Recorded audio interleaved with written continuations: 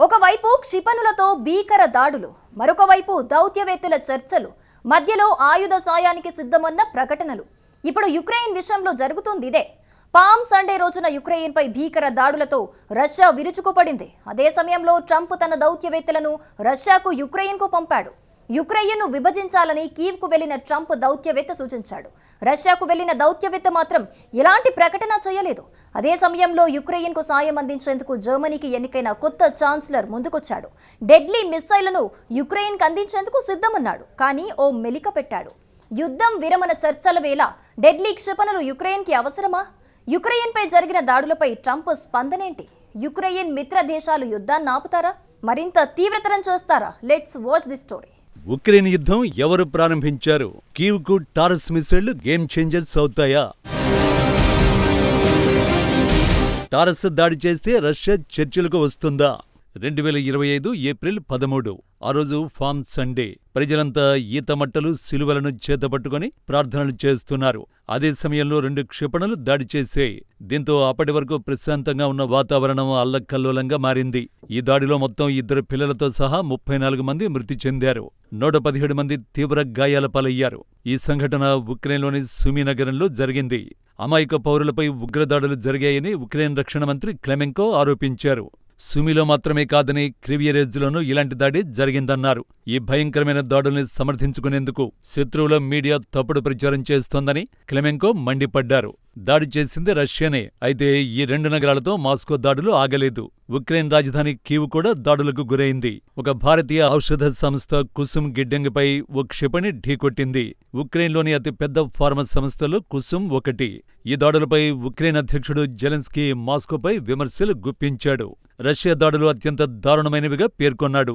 రష్యాపై ఒత్తిడి చేయడంతోనే ఇలాంటి దాడుల్ని ఆపగలమని జెలెన్స్కీ స్పష్టం చేశాడు.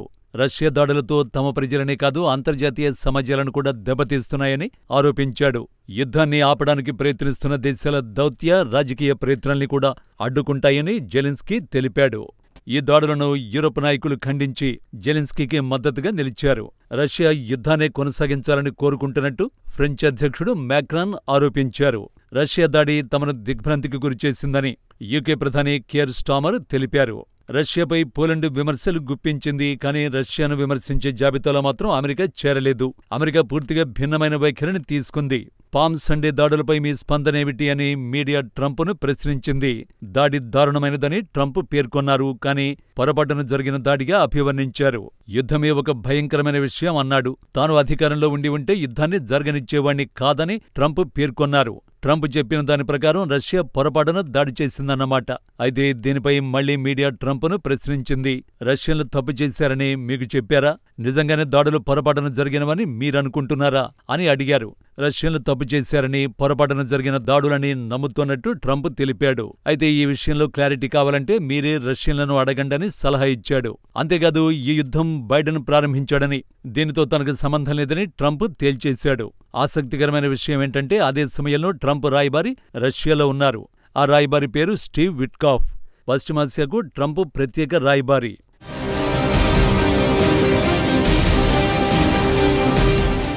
రష్యాతో చర్చల్లో విట్కాఫ్ ముందు వరుసలో ఉన్నాడు.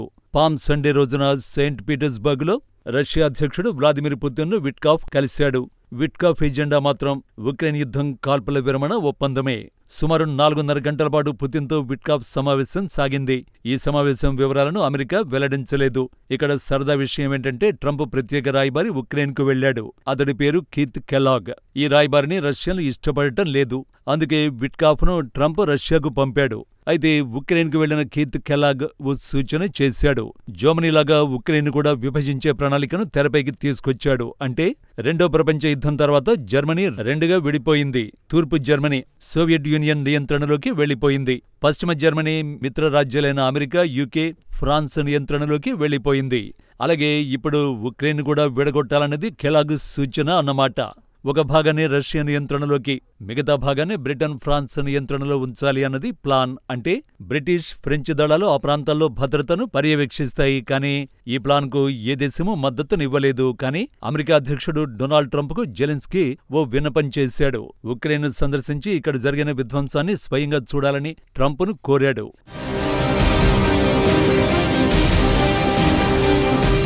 అయితే జెలెన్స్కీ విన్నపాన్ని ట్రంప్ పట్టించుకుంటాడా లేదా అన్నది మాత్రం స్పష్టత లేదు. కానీ ఉక్రెయిన్కు మద్దతునివ్వడానికి ఓ నాయకుడు తొందరపడుతున్నాడు.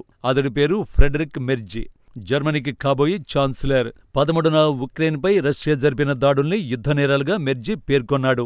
ఉక్రెయిన్కు సాయం అవసరమని, దాన్ని జర్మనీ అందించగలదని మెర్జీ తెలిపాడు.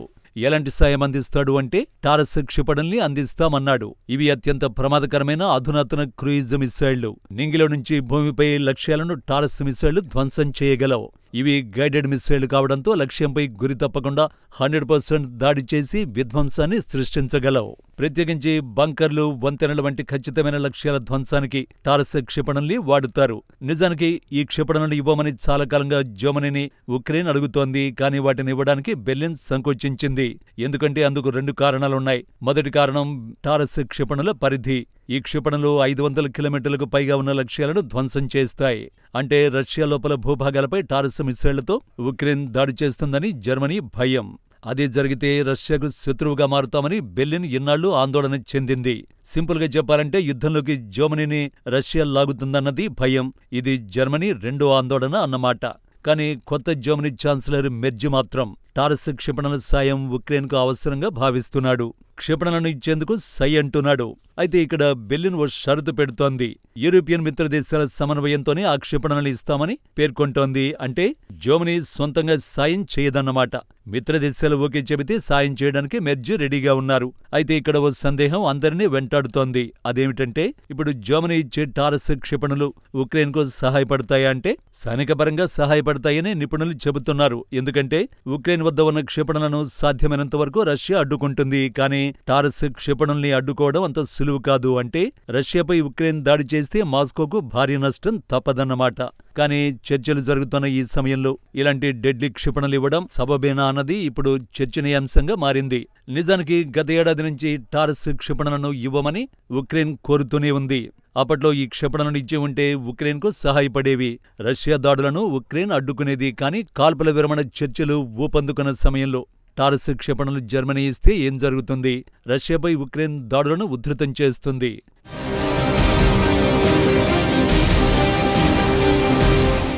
ఉక్రెయిన్ దాడులు చేస్తుంటే రష్యా చేతులు ముడుచుకొని ఏమాత్రం కూర్చోదు. అంటే దాడులు ముమ్మరమవుతాయి. యుద్ధం తీవ్రతరమైతే కాల్పుల విరమణ చర్చలకు ఎలా వస్తారు? అదీకాక టారస్ క్షిపణులు కొంతకాలం ఉక్రెయిన్కు వ్యూహాత్మక ప్రయోజనాన్ని అందించొచ్చు. కానీ కాల్పుల విరమణ చర్చల నుంచి మాస్కో తప్పుకునేలా చేస్తాయి. శాంతి అనేది దౌత్యంతో వస్తుందా లేక ఎదురుదాడులతో వస్తుందా? ఇదే ఇప్పుడు అతి పెద్ద సందేహం. ఉక్రెయిన్ దాని మిత్రదేశాలు ఆలస్యం చేసే ఈ ఆయుధాలను ముందే ఇచ్చి ఉంటే సీన్ వేరేలా ఉండేది. చేతులు కాలిన తర్వాత ఆకులు పట్టుకుంటే ఏం లాభం?